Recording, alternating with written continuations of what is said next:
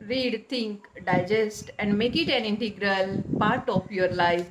पुस्तक परिचय चॅनलमध्ये आपल्या सर्वांचं स्वागत आहे.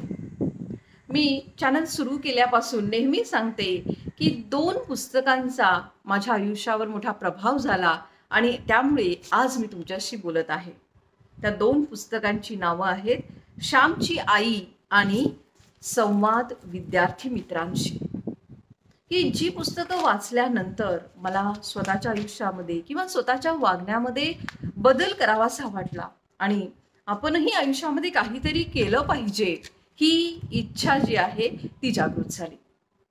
तर संवाद हे पुस्तक जे आहे ते विद्यार्थ्यांसाठी आहे, परंतु जर ते आपण वाचलं तरी सुद्धा आपल्याला सुद्धा ते अत्यंत उपयोगी असं आहे आणि आपली सुद्धा राहिलेली जी अधुरी स्वप्न आहेत ती पूर्ण करण्यासाठी काय केलं पाहिजे ते या पुस्तकामध्ये सांगितलेलं आहे. या पुस्तकातीलच एक भाग की आपण बोलताना कसं बोललं पाहिजे ते खूप छान रीतीने सांगितलं. ते मला खूप भावलं आणि म्हणून ते आज मी तुमच्यापर्यंत पोहोचवणार आहे.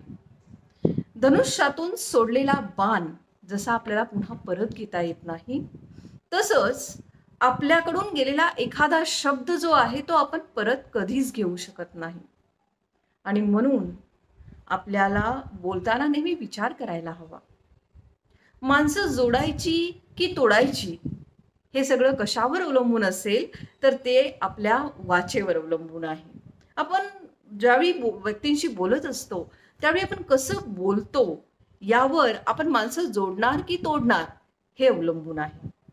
मग आपल्याला आयुष्यामध्ये जर माणसं जोडायची असतील तर आपण कशा पद्धतीनं बोललं पाहिजे ते 6 शब्द या पुस्तकामध्ये सांगितलेले आहेत. पहिले 6 शब्द आहेत. माझी चूक झाली, मला मान्य आहे. म्हणजेच आपण कबुली दिली पाहिजे. आयुष्यामध्ये जगत असताना जर आपल्याकडून एखादी चूक झाली तर ती चूक आपल्याकडून झाली हे आपण मान्य करायला हवे. बहुतांशी आपण पाहतो आपल्या घरामध्ये सुद्धा की मी चुकलो असं म्हणायला कोणीच तयार नसतं आणि त्यामुळेच संघर्ष वाढतो. याउलट जर ज्यावेळी आपली चूक होईल त्यावेळी आपण ती जर मान्य केली तर समोरच्या व्यक्तीला समाधान मिळतं आणि आपलं नातं टिकतं, नातं फुलतं. 5 शब्द. हे तू फार छान केलंस, कौतुक. एखाद्यानं आपल्याला काहीतरी सांगितलं की त्याने एखादी चांगली गोष्ट केली आहे तर त्यावेळी आपण त्याचं दिलखुलास कौतुक केलं पाहिजे. जसं आपलं कोणी कौतुक केल्यानंतर आपल्याला छान वाटतं तसंच आपणही त्याचं जर कौतुक केलं तर त्यालाही समाधान मिळतं. 4 शब्द. तुझं मत काय आहे? घरामध्ये किंवा कधीही एखादा आपल्याला निर्णय घ्यायचा असेल तर माझं असं मत आहे म्हणून लगेच स्वतः निर्णय घेऊन टाकण्यापेक्षा आपल्या आजूबाजूच्या ज्या व्यक्ती आहेत त्या सगळ्यांचे विचार जाणून घेऊन तुमची मतं काय आहेत ती जाणून घेऊन मग जर निर्णय घेतला तर त्यामुळं माणसं जोडली जातात. नाहीतर बाकीचे लोक म्हणणार की हा ह्याला काय सांगून उपयोग नाही, हा स्वतःच खरं करणार. असं होण्यापेक्षा ज्यावेळी एखादा निर्णय घ्यायचा असेल त्यावेळी आपण सगळ्यांच्या मतांची दखल घ्यायला हवी. 3 शब्द. मी पाठीशी आहे, आधार.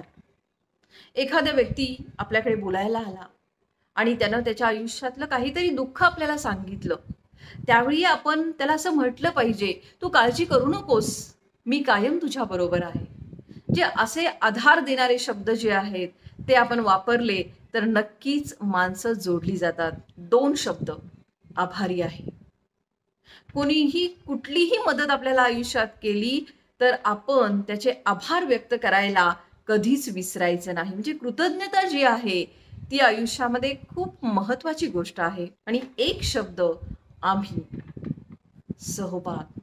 ज्यावेळी आपण बोलत असतो त्यावेळी एकेरी बोलण्यापेक्षा आम्ही, आपण असे शब्द जर वापरले तर त्यामध्ये खूप आपुलकी निर्माण होते. आणि कधीच वापरू नये असा एकच शब्द मी, की जो शब्द अहंकार दाखवतो. आता कोणती व्यक्ती सगळ्यांना आवडते तर जी व्यक्ती समोरच्याची मतं ऐकून घेते, त्याला आधार देते, त्याला आभार व्यक्त करते. हे 6 शब्द किती साधे आहेत पण त्यांचा अर्थ जो आहे तो खूप मोठा आहे. त्यामुळे ज्यावेळी आपण बोलत असतो, त्यावेळी शक्यतो या गोष्टी ज्या आहेत, त्या विचारात घेऊन जर आपण बोललो, तर नक्कीच माणसं जोडली जातील आणि आपल्याला त्याची खूप मदतही होईल आणि आपल्याला एकटेपणा वाटणार नाही. नाहीतर आपण जर विचित्र बोललो किंवा चुकीचं बोललो, तर लोक आपल्या जवळ यायला बघत नाहीत.